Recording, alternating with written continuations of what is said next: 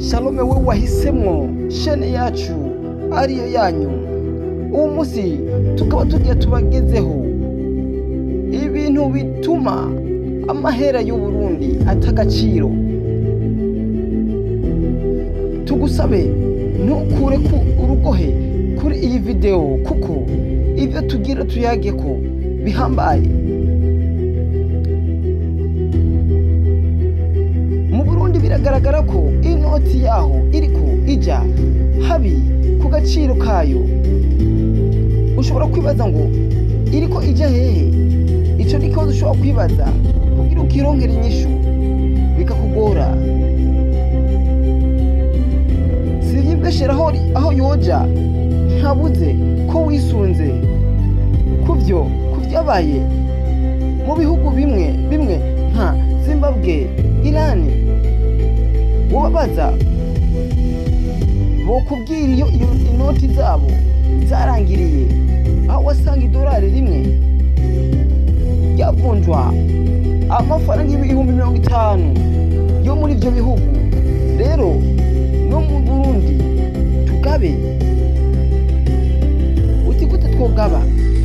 Mu mwaka wa 2014 kumanuka inoti yose y'u Burundi yari ifise agaciro aho kugira uronke ibihumbi 10 waba wakoze indu yose kandi ukayaguramwo ico ushaka bitandukanye n'ubu. None kugira amahera y'u Burundi wibaza ko ariko ateshwa agaciro niki? Inyishu na wewe woyiha, ariko ico tuma utayiha ushobora kuba ufise ibihumbi 5 mu mufuko. Ariko twebwe inyishu tugira tuguhe niyikurikira. Kugira amafaranga atagaciro, icambere biva kwiduga y'ibiciro kubifungurwa. Tubaha akarorero ka hafi. Urutomati muri 2019 rwagurwa amahera 50. Ubu muri 2025 rugurwa amahera 500. Umuceri wo muri 2018 2020 ikiro kimwe cagurwa amafaranga 1600. Ubu kigurwa amahera 6000. Ubufu bw'imyumbati nabwo bwagurwa ikiro ibi amajana 7, ubu ni 1600.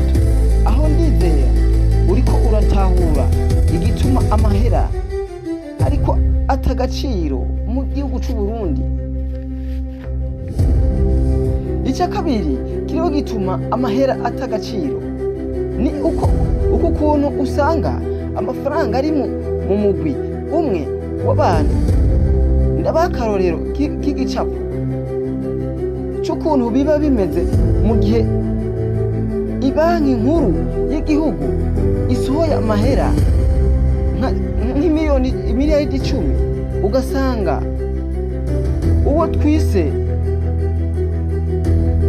Munoho atwaye umiliyaridi, Kasiyano nawe afise imiliyoni 700.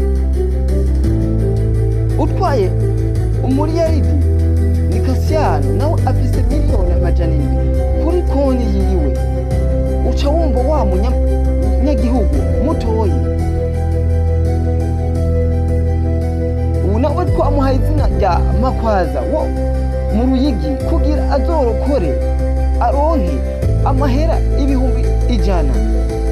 Ntibimworohera kuko Munoho na Kasiyano baca batanga akazi ku bantu 50.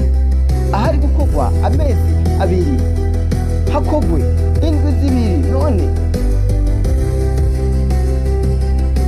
mubona mwumva Makwaza no azoronka ibihumbi 100 yari kandi akenera kujya no kwambara. Ica gatatu gituma amahera y'amarundi atagaciro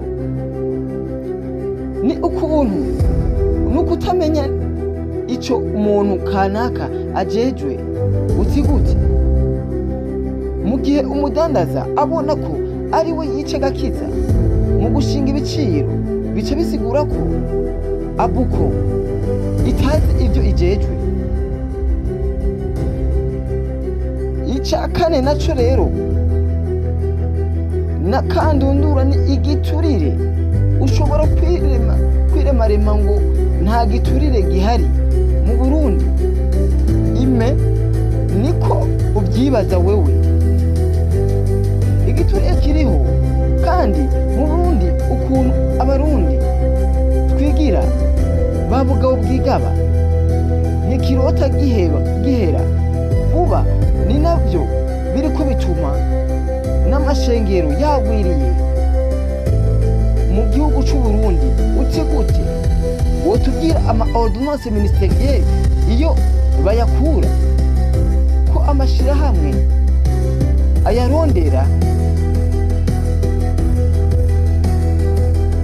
imyaka n'imyaka akayarondera akayabura? Twikubita agashi rero, kuko ibyo bikazogumaho ntaco bizodufasha, ahubwo nuko uzoduta mu kaga. Icya gatanu rero naco ari naco ca nyuma ni ugufata ingingo zicinyiza abanyagihugu. Ikintu nico gitumye amahera y'u Burundi atagaciro, kuko ntabwo twigera twiyumvira ko ikiremwa ca mbere kigoye gutwara atari impene, inka cyangwa inkwavu n'ibindi, ahubwo ni umuntu. Ibi wibaza ko biva kuki? Mbega wewe wirukanye amamoto, amakinga hamwe n'amabajaji, urashizeho ibyo subirira ibyo wirukanye, ibyo bikoresho kandi ari byo byorohereza abadandaza. Inyuma y'iyo ngingo abadandaza baca bazana ivyitwazo byinshi mu kuduza ibiciro. Mama we ngo kubishikana byatwaye ayangana guca, usanga wa munyagihugu wo hasi niwe ahangayitse. Ico yari kugura ibihumbi 2 aca kigura ibihumbi 3. Amahera yari kuziganya acabura, acabaho akorera inda gusa kumvo y'ingingo mbi zafashwe n'abantu bamwe batitayeho inyungu z'umuntu mutoyi hariya. Mu kurangiza ngende mvuze uku, ikigoye gutwara ni umuntu. Nimba ufata ingingo zimuremera, we ntakwereka ko yazanse, ahubwo arihorera akarindira igihe yarambiwe. Ntawuvuga nk'uraga cyane, ntawuvuga ngo yamare. Reka nigire, usigare uriyumvira icyo wokora kugira inoti y'u Burundi igarukane akanovera. Naho ubutaha ugira ibihe byiza. Ntiwibagire gushirako kugira subscribe, commentaire na j'aime na partage. Ibyo